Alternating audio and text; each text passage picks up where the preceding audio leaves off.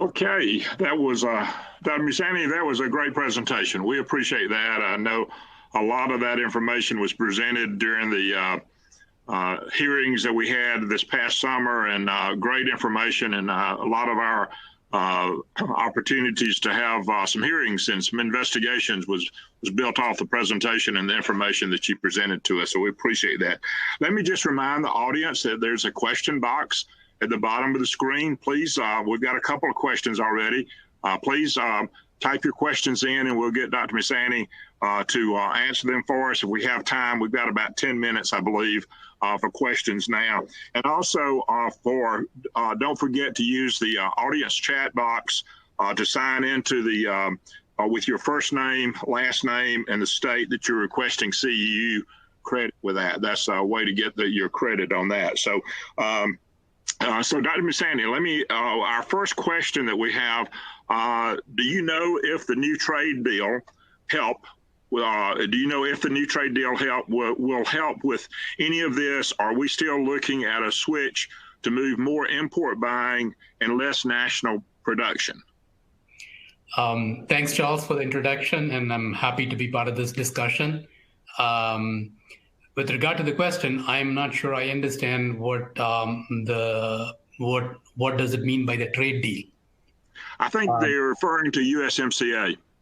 USMCA. That would be my interpretation, is that if the new trade deal would be referring to USMCA. Yeah. Okay. I think the new trade deal doesn't have much on the specialty crops, as we all know. There's some on processes.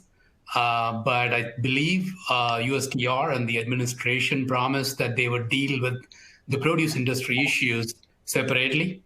And that's what we did in August when we testified in front of the Department of Commerce, the Department of Ag, and the USTR.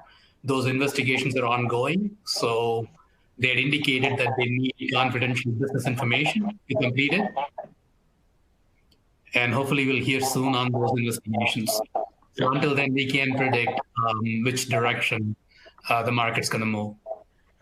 And this, of course, was not part of your presentation. It was more data-driven. But and I think most of our audience and most of our growers in Georgia and Florida certainly know that the blueberries Ambassador Lighthizer did request a 201 investigation for blueberries, and that is underway now. There will be a hearing on January the 12th regarding the information that they have been able to find about the blueberry industry and how imports are affecting that. And also, there are 332 investigations going on for strawberries, green pepper, squash, and cucumbers. And those are more extensive investigations, and they could lead to 201 investigation, depending on what they find out. So that's our goal from that standpoint. So one of the items that you mentioned there toward the end of your presentation was that any trade remedies may result in a 201 or a 332 investigation. And you suggested that growers may want to take a more long-range option approach to this issue, this trade issue that we're dealing with. And that might include cost-saving technologies or niche brand marketing. Could you expand on that a little bit, and your experience at USDA and other areas where you've seen other types of commodities and other types of trade issues would be helpful to kind of get a little more insight of what you're thinking about. Okay. Thanks, Charles. Great question. Let me first explain why I say some of the trade remedy can be a short-term fix. As you know, any investigation or any kind of agreement that we have, in the case of tomatoes, for example, we have a suspension agreement. And if 201 and 332s lead to some kind of an action, the issue here is these actions can be questioned every year. They're up for review every year. And they're also subject to litigation by WTO, by countries that are affected by it. Okay, so it's like, every year you're trying to provide new information, more information, and people are asking questions. And at the testimony, you saw that there were groups opposed to doing anything with respect to limiting imports from Mexico. So you're going to get this every year, somebody saying something new, and the investigation starts all over again if needed. Okay. In terms of research, economic research, these kind of trade remedy actions do bring about some price growth in the short term, but there is not enough documentation out there that says the domestic market price growth has been sustained beyond 2 years. And so it's really short-lived. And second of all, there is something called trade diversion. Trade from the named countries in the trade remedy action actually falls once you have this trade remedy action, but trade from non-named countries increases. So there's some circumvention of trade remedy by other countries, and we see that day in, day out in many commodities. Okay. So coming back to your question, yes, I think technology and branding, marketing might be some options for us to consider. One thing that I've been fascinated about is the emergence of machine learning and deep learning, and they're being combined with precision ag, and both in the context of planting, management of water and nutrients, as well as in terms of harvesting, going with mechanization that's already happening. So I see some potential there, particularly for agriculture, to draw on artificial intelligence techniques. And the great thing about them is they save labor. Okay, and so I think there's some interesting things happening there, and I would like the Growers Association to kind of reach out to the universities as well as the federal government in terms of the research that's already happening, and see how we can make them better and useful in the medium to long term. Good. That's great on that. And we're all looking to how to mitigate the trade differences and create a more fair trade practices from that standpoint. We got about 4 minutes left. I don't see any more questions. I've got one more question myself for Gopi, and Gopi, I apologize for calling you by your first name. I'm just so used to doing that instead of doctor. So I apologize for the informality here. But you've been a great resource for us, and we really appreciate everything you've done as far as moving us forward on these trade issues. But we are coming up toward the end. We do have, if anyone has an additional question, please enter it in the question box. But I do want to ask Dr. Munisamy, what part of the data, I mean, and we talked early when we first finished up your presentation, part of your presentation, I definitely think helped us get these investigations going. What part of that data is probably the most compelling from an economist standpoint of how do we, as far as what that trade relief is? And as we go, as growers, starting filling out all these forms, the blueberry guys have already had massive amounts of paperwork they've had to fill out.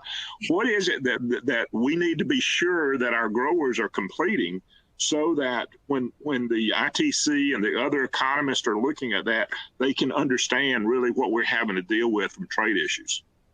No, excellent question, Charles, and feel free to call me Gopi. No need to apologize. As I looked at the data, it was not a single piece of evidence that made me think harder. Yeah. And when you see imports jumping 10 to 15% every year, that's troublesome. And you're doubling imports in 6 years. That's just a lot of commodity coming into it. So that's number one concern. The number two, of course, you see the price pressures. You actually see it in data, which I think we were able to dig out. More importantly, what I saw was back in 2010, 2011, at least for Georgia, the Mexican produce was not in the Atlanta market during Georgia growing season, like in April, May, or August, September. But in the last 4 or 5 years, I'm seeing prices for Mexican produce during those months, which means they are here. Okay. We cannot stop them going to any market. That's not how we operate as a country. But it is noticeable that the competition has gone up, and their presence is putting price pressure at the grower level, both in terms of terminal market as well as at the shipping point. And so I would look at this in a comprehensive way, not just one piece of information. Like I said in my presentation, you see the import up, you see the price pressures, but I would also look at the time period when they are coming in, and they're coming in more often, and particularly during our season. And I think that should be something that ITC should be concerned about. Okay.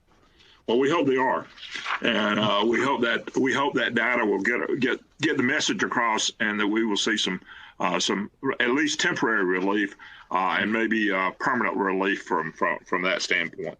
Well, we're almost, I don't see any more questions, and we're almost out of time. So, Dr. Munisamy, I want to thank you again for being with us and being a part of this presentation. I want to also thank you again for all the work you've done to help our growers. The trade issues are a serious issue for us, and we appreciate your support and your cooperation and help in so many different ways. So, thank you, Charles, to you and your team, because just looking at the data alone is not going to cut it.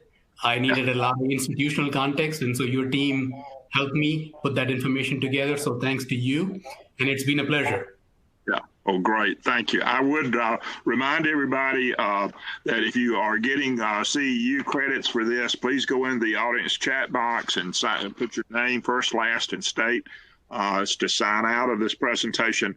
This will be up on our platform until April the 30th. So be sure to, if you wanted to get some more information or try to absorb it a little bit more, feel free to come back and you can get on the platform and visit with that standpoint. I'd also encourage you, we had a very good presentation on Tuesday morning in our morning chat with Jerome Crosby, who's leading the Blueberry Project, with Bob Redding, and that was some great information about the 201 investigation and some of the challenges that our growers are facing in that 201 presentation. So, so Gopi, thank you very much. We appreciate it. I hope everybody has a good evening. We've got a awards presentation coming up at 5:15 at the networking lounge. Please go to the networking and visit with us.